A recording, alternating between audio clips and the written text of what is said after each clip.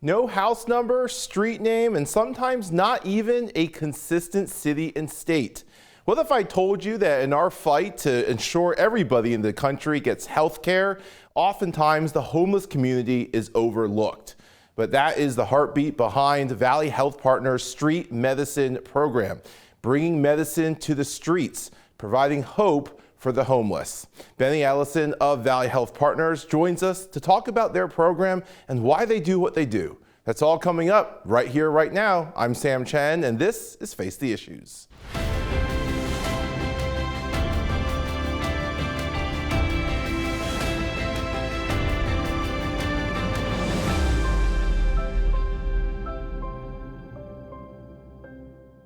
Good evening and welcome to Face the Issues. I'm Sam Chen. The homeless community often is overlooked in our national conversation about healthcare, about who gets insurance and how we make sure the most vulnerable in our communities are taken care of. It's often because there's no street address or street name, or even a consistent city and state to where they live, which presents difficult challenges in providing healthcare to our homeless communities. And yet, throughout communities across the country, there are organizations called street medicine programs popping up to deliver that very health care. Here in Eastern Pennsylvania, that's done by Valley Health Partners in the street medicine program, and their site manager, Bennie Eliason, joins us tonight. Bennie, welcome back to Face the Issues. It's been a while, but we're glad you're back. I appreciate you having me again. It's great to have you here. And let's just start with the 30,000 foot level. I think a lot of our viewers hear that opening and go, whoa, what is street medicine? Not something, if you're looking for a doctor, you're on a teledoc app or something, you're not gonna see those terms come up a lot. What is street medicine? So I think street medicine, the idea behind it is that everybody matters. And absolutely everyone is deserving of quality primary medical care. And that is where we come in. I like that premise, like from the get-go. This kind of goes back to the Hippocratic Oath that doctors swear, this idea of serving everybody who needs the help. So I love the heart behind what you do. How would street medicine differ, say, to what kind of medicine you and I, traditional medicine? You and I get sick, we go see a doctor, either we have an emergency, we go to the ER. Where does street medicine look different, if it does look different? So I think it's a lot more simpler than most believe. I think it's the fact that we eliminate the barriers for our patients, right? So the lack of transportation typically is number one barrier. The fact that our individuals there's a lack of insurance, so we eliminate that barrier. And then I think for me and for our team, it's the biggest one of them all is the lack of trust. So we have been blessed to be a part of an organization and to have been born from an organization that supports what we do, that allows for us to give our patients a gift that no one else can, our presence and our time. And because of that, I think that's what sets us apart from everyone else. Sure. I want to talk about the three things you brought up there. You said challenges. I mean, the transportation. Again, one that I'm not sure people often consider. You and I just get in the car, we drive to our doctor's office. And we're also not, in this region at least, we're not in the region that's public transportation is super great. Atlanta can come at me later for that. But it's not like in the city, right, where there's a metro and or a walkable city. It's certainly, the valley is very spread out. You talked about transportation, you talked about the lack of insurance, which often also, if you don't have a permanent home address, it's very difficult to get that insurance. And then the lack of trust. I want to look at the lack of trust here for a moment. Why is it that our homeless communities have a lack of trust? Is it with hospitals? Is it with doctors? I think it's overall. So I think what a lot of individuals fail to understand is that homelessness isn't the cause of just one circumstance.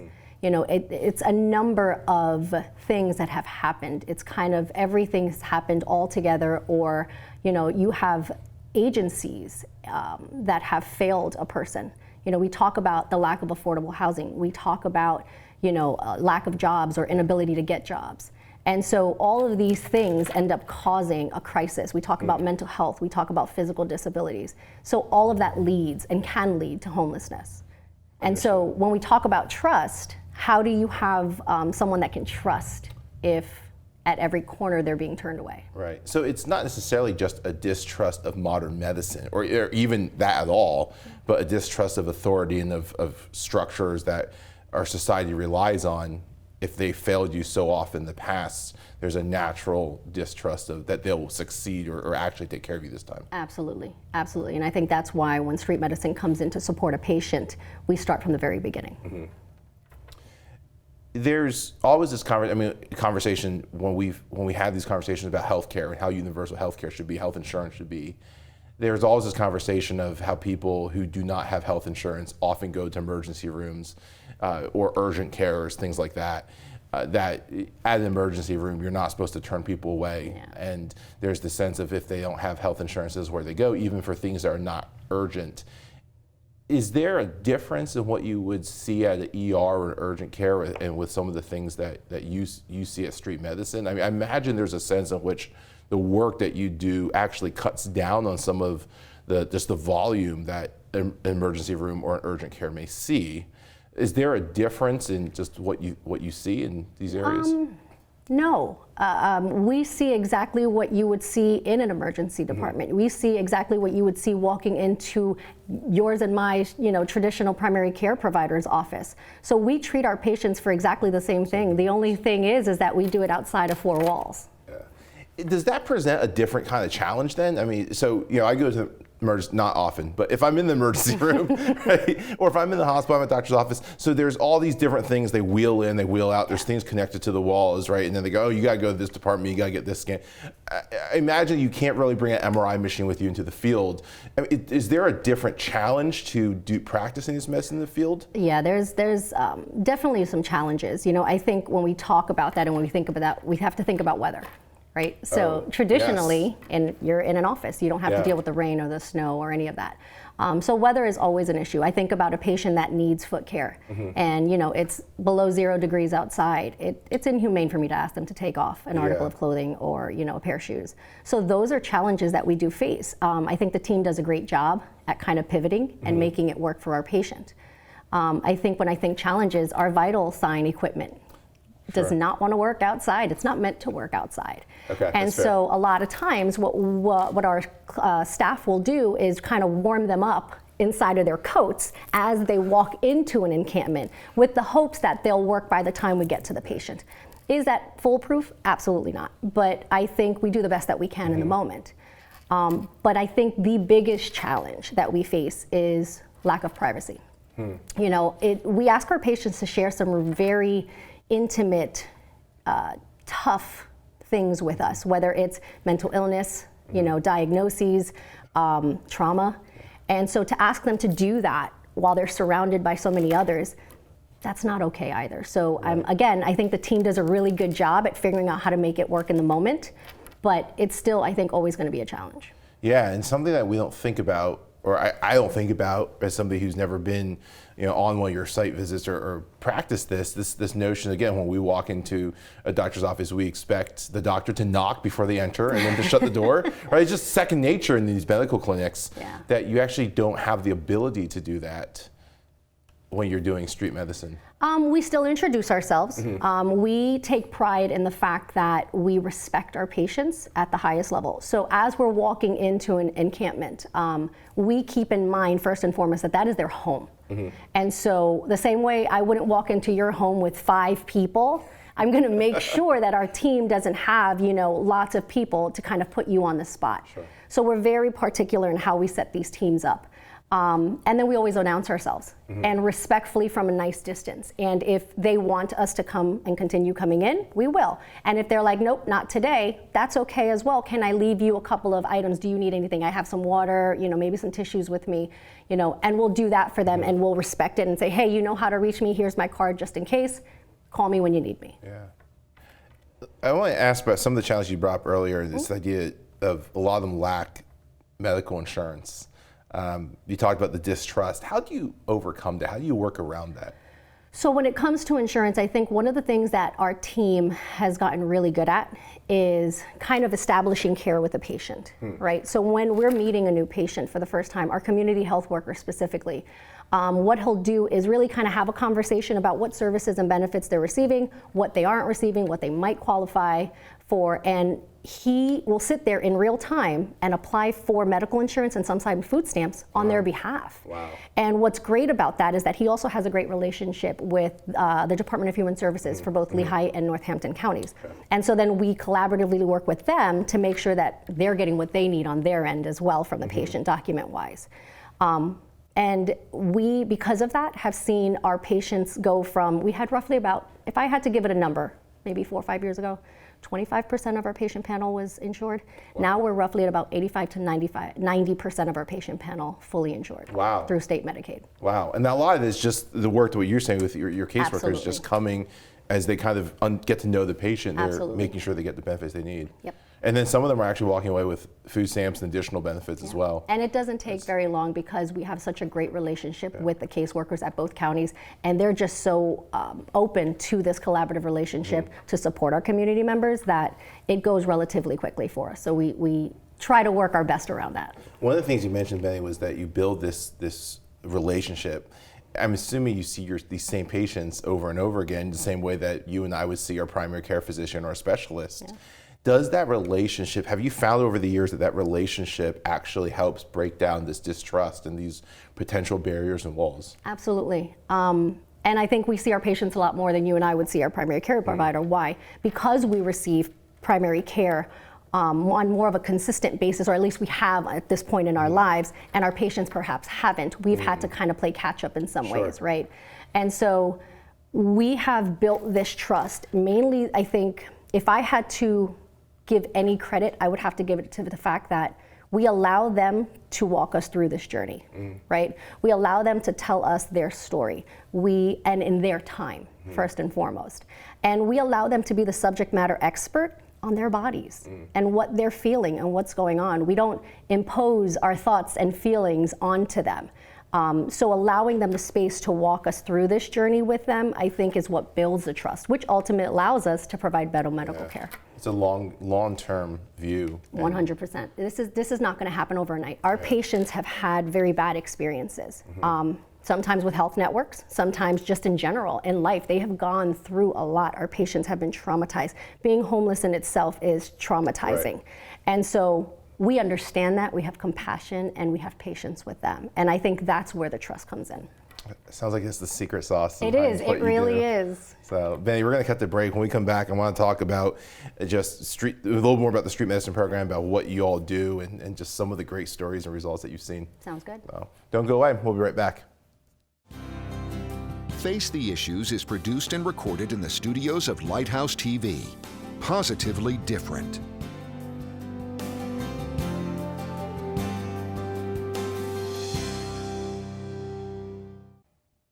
Welcome back to Face the Issues. Again, my guest is Bennie Eliason from Valley Health Partners and their street medicine program. Bennie, thank you again for being here. I want to pick up right where we left off. We're talking about the secret sauce of street medicine and this idea that you see the journey that your patients are on, and that you really allow them to invite you into that journey, as opposed to just forcing you need care or you need this medication or so forth. I want to ask you a little more of the details of the street medicine program. You're obviously the site manager. You've got an entire team of people, of medical professionals and of people who are able to handle the logistics of this program. Who is involved with the street medicine program? So I think it's safe to say that absolutely everybody on the team provides care to our patients in one form or fashion. From our medical providers to our RNs to our criminal justice navigator to our community health worker to our behavioral health specialist.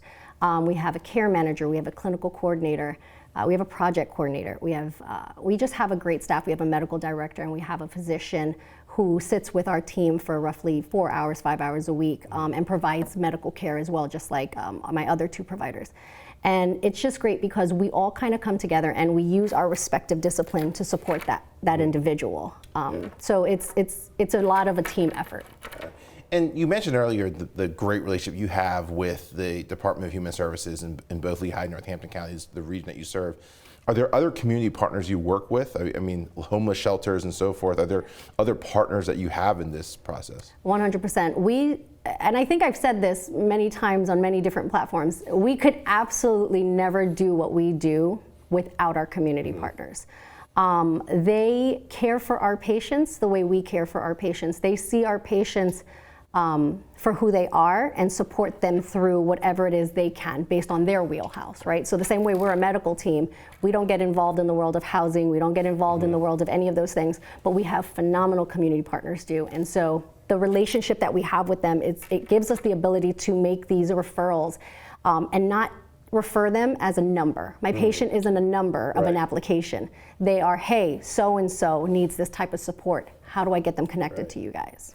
Yeah, I love that. I mean, that whole idea of it takes a village. Absolutely. And it really does, and that you guys are one big piece of it, but you know the other members of that community and that village, and you all work together. What does the average day in street medicine look like? I mean, I know you call them street rounds, and just like a doctor would do rounds in the hospital or so forth, right? You have street rounds.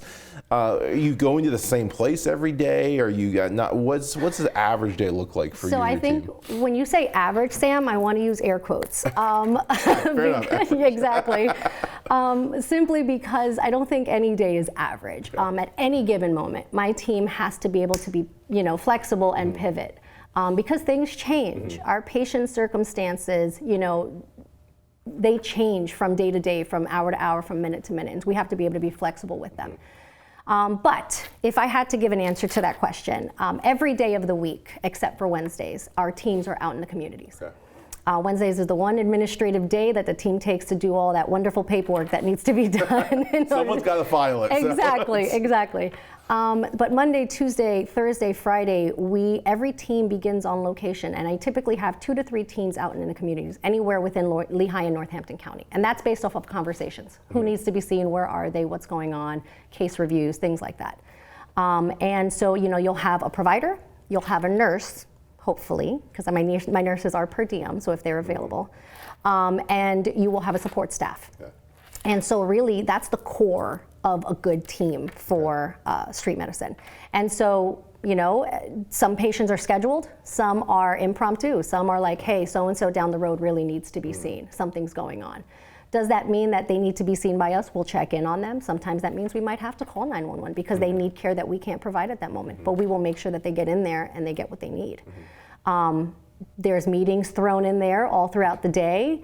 There's video visits that at current times happen, and then we also have clinics that we rotate throughout Lehigh Valley. So between Allentown, Bethlehem, and Easton, we have monthly clinics that we rotate within our community partner agencies. Very cool. And then during the winter months, we have, in addition to all of that, we have our winter shelters that are open. Okay. So we have clinics there every week at both of the clinics. Wow. We have staff there at both clinics every week. You said something earlier that's interesting, video visits. I mean, we are somewhat new to video visits, thank you to the pandemic. This is something that street medicine does as well, video visits? It's not the way of street medicine. Sure. But there are occasions where and this is a big if, right? So if our patient has a phone, has a device, and has kind of caught them in a situation where they can't get from their encampment to where their scheduled appointment was, and we have appointments lined up, so I can't really kind of move it around. Sure. If they're able to and they want to, then we can absolutely have a video visit with them.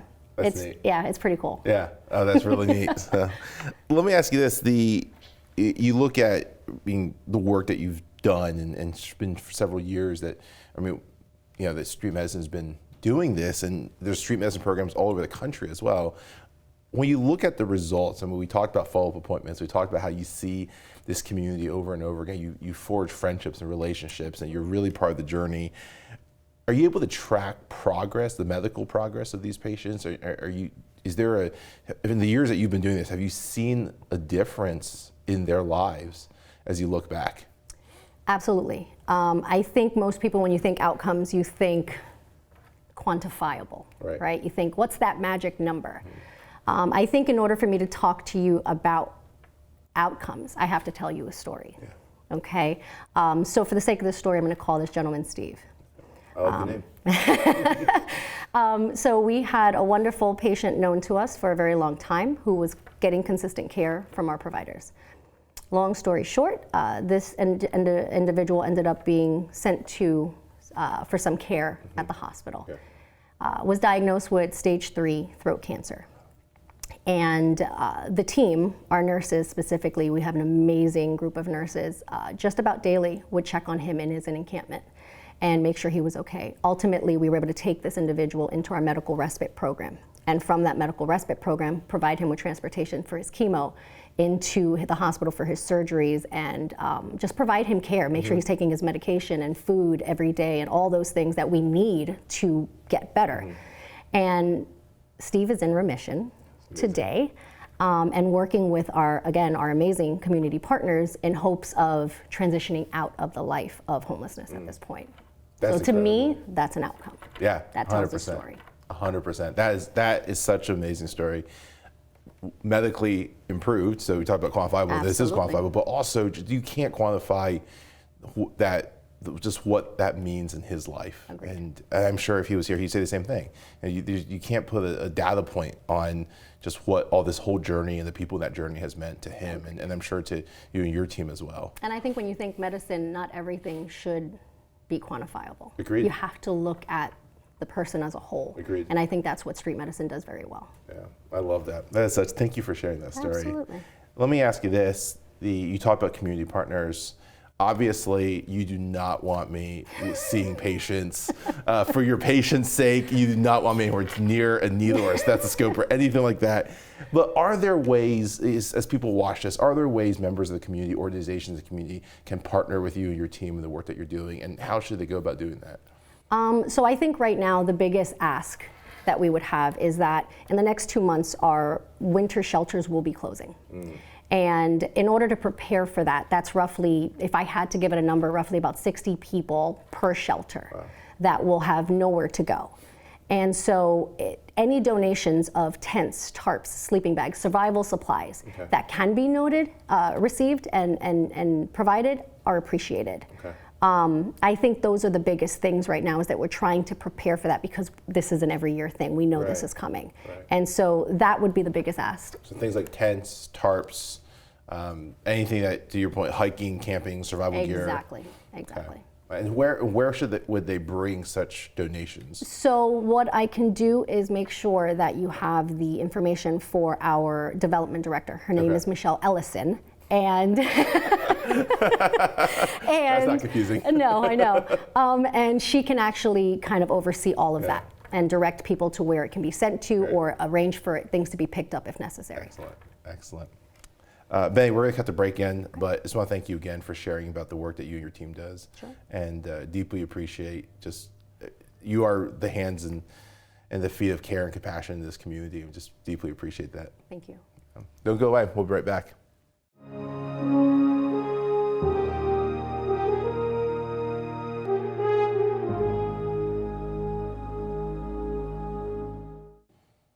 Welcome back to Face the Issues. Bennie, thank you again for joining us, and just for the work that you and your team, you guys do this day in, day out, and just deeply, deeply appreciative for that. I want to ask, as we close out the segment, how long have you been doing this, and what made you decide that you want to get into this? So I have been with the street medicine program now for 4 years. I can say that I am not going anywhere. I absolutely love what I do. I love the team that I work with. I love the organization that I'm a part of. I'm very proud to be in this organization and with this program. I've been in social services for a little bit over a decade now. And I realized very early on in my life that helping and supporting is where I'm supposed to be in this world. I don't think those of us that do this world of social services really knows the why sometimes behind it. But we just know that that's our calling. And so just being able to be the support for others, I think that's what means something to me, right? Yeah. So I always go off of be the change you want to see in the world. Sure. And so that's kind of my motto. That's what I follow. Yeah, and not only just changing the lives of the people that you get to work with, but you're also empowering your team to be able to fulfill their callings and their missions and help serve that community. Absolutely. So you mentioned sometimes don't always know the why. What about for you? What gets you up in the morning? What is your why? I think the why for me is a very personal one. A very long time ago, I found myself kind of knocking at the door where a lot of my patients find themselves today. it was a different time for me. It was a different world for me. But I realized early on that there were some individuals that didn't necessarily always have something tangible that they could help me with, but they were there through my journey. And they were there to say, hey, I don't know the answer to this, but we're gonna figure it out together. And if I could be that person for just one person, then I think I'm good. So that's my why. I appreciate you sharing that. And that's a beautiful example, I think, too. I think a lot of times we think this world almost pushes it, like if you have treasure to share, that's great, and that's how we do it. And sometimes I think we forget that there's talents, there's time, and if you don't have the treasure to share, there are other ways to engage and to really be part of that community and to serve others. Agreed. It's a beautiful example. Thank you for sharing that. Thank you for, in turn, investing and living that out as well. Thank you. That is our show for tonight. I want to thank Bennie again for joining us, and thank her entire team at Valley Health Partners, the Street Medicine Program, for the work they do day in and day out. That is our show for tonight. My name is Sam Chen. On behalf of all of us here at Face the Issues, thank you and good night.